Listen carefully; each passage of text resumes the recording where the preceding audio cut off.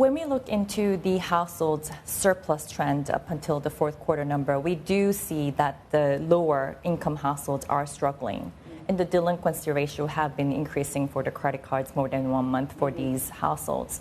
So I do believe these vulnerable houses may use help from the government in terms of a targeted cash payout, but not necessarily throughout the entire household sector. I don't think that will be a helpful gesture in terms of the lifting up of the domestic utilizing the fiscal capacity wisely. So in that sense, I would say the targeted fiscal stimulus could be helpful, but not necessarily a universal one to the entire household sector. I want to pivot to inflation more specifically, because now we live in this era where I'm like paying attention to the commentaries coming from KEPCO and KOGAS representatives in order to gauge what's going on in terms of the inflationary picture.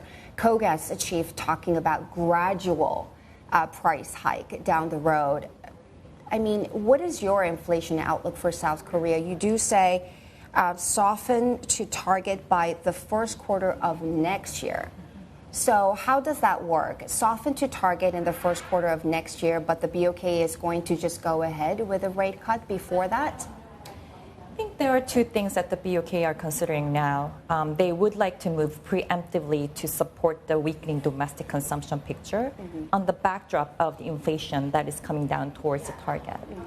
So in our view, because of the consumption weakness we're expecting, especially in the second half of the year, they are not necessarily waiting for the timing of the inflation to touch the target. But as long as it falls below 2.5%, which we think will be the third quarter this year, then they can go ahead preemptively to support the consumption and also look into inflation coming down to the target.